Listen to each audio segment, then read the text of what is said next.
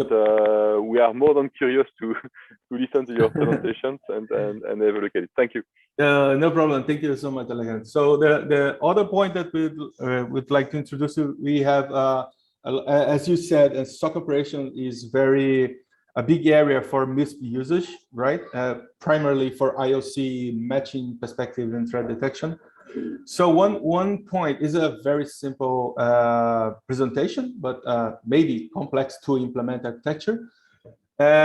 We have some projects, customers, maybe I can say, and using one MISP, for instance, and how can we use that to integrate a lot of different customers and technologies like Splunk, Radar, Graylog, and all of that is only possible collecting data directly from MISP to, as we call, a IOC broker, a server with a couple of scripts that can collect data from MISP, and most of that, that is a catch-up, at least in my opinion.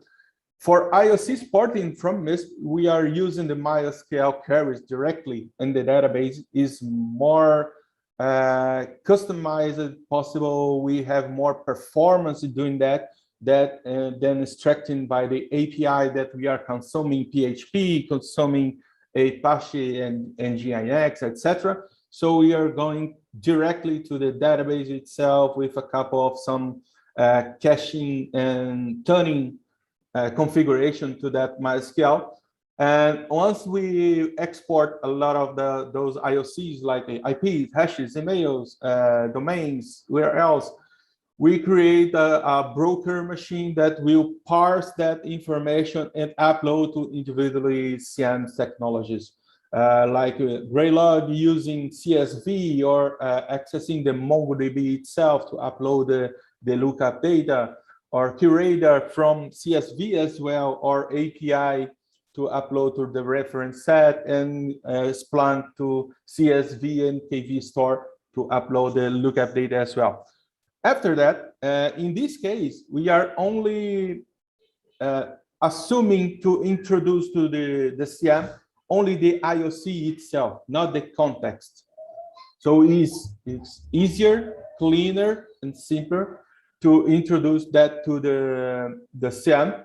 After that, we pass through, when we have a hit, or like an alert from a hash, from an IP, then we have an information layer like any SOAR technology or script technology or even the Hive can enrich that information back in the MISP, collect context, what event it is, source, reference, etc., and deploy that to the SOC and the R team for incident response itself using any other technology like TRS, Jira, GeoLPI.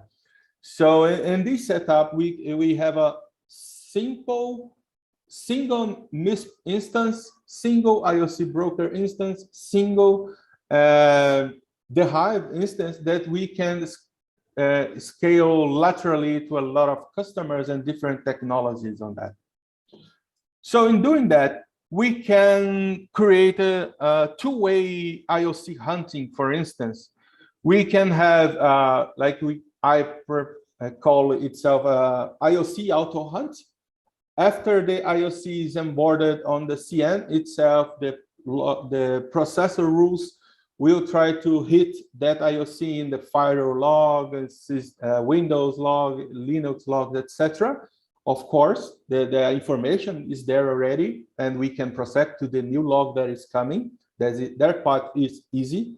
And the other part is the looking backwards. So a little of retro hunt that is checking what is the new IOCs being onboarded on the CM from today, for instance, and creating a automatically hunting query to check the new IOCs from the last 15 days logs perspective. So in that way, we can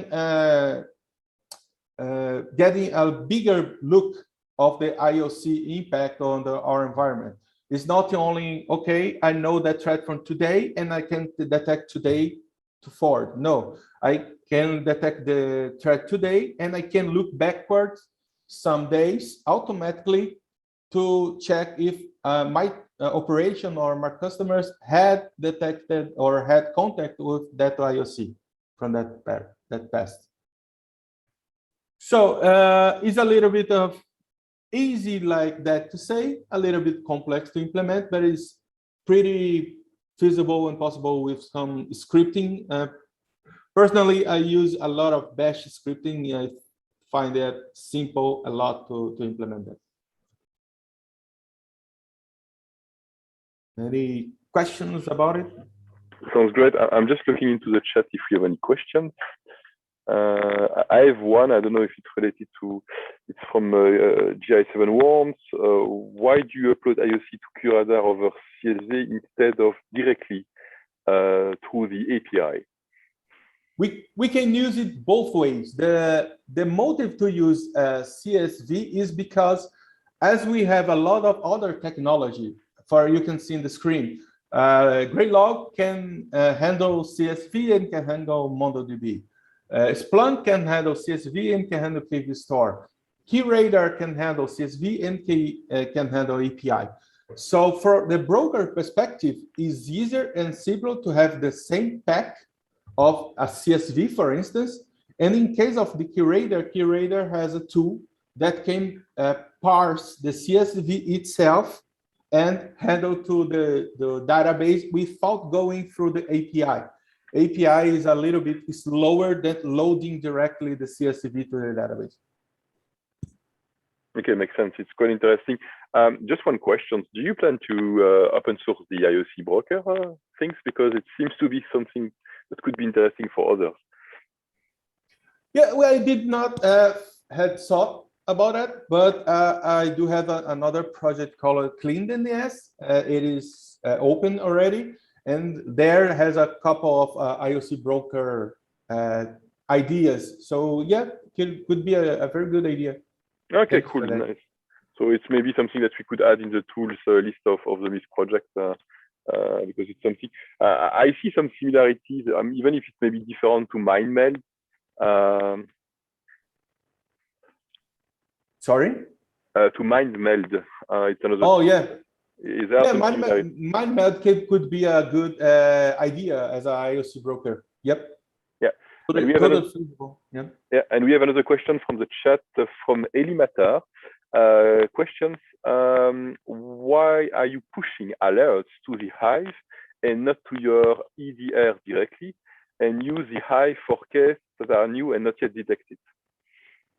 So for the EDR, alert directly to the EDR? I didn't understand that. Yeah, the EDR. For me, it's not clear to why they would like to send the alert directly to the EDR, or I suppose it's more to inject directly the indicator in the EDR. Yeah, in fact, we could inject on the IOC broker to set up to EDR directly as well. So here we have the MISP information like central intelligence. The IOC broker can handle that and embed that in the EDR technology as well, the same way as embedded into CM in case technology. And we could also, for instance, after detecting, using Cortex, for instance, for go to the EDR and collect more information or to update IOC list on the EDR is totally feasible as well. Okay, makes sense.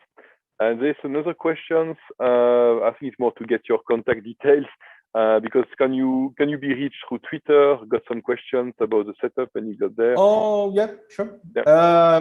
My LinkedIn is LinkedIn.in Bruno G. Diniz, and Twitter is same thing. I can send to Alexander later, and I think it's published on the event website, so you can collect that as well. Yeah, exactly. So the thing is, if you can add in your slide your contact details like that when we publish the slide. I will do that. Yeah. Thank you so much. Exactly. So Eli was mentioning pushing IOC directly into the EDR photo detection. That was the point of Eli. Oh, okay. Totally feasible, yes. Okay, perfect. That sounds great. I don't know if there's any questions from core team here. Andras, no question regarding the setup and so on. Oh, that's great. Anyway, thank you very much. It's super interesting. So now we will jump into another part, and I think this one is the interesting part too. It's what Christian did in the core team about sticks. So for the past years, we had some import-export script in MISP for sticks. We are still quite involved at the OSI CTI, and we wanted to have something generic that could do the conversion between the MISP standard format and the different sticks variant that you can have, either XML, either versioning, or 2.0 and 2.1. And the thing that is interesting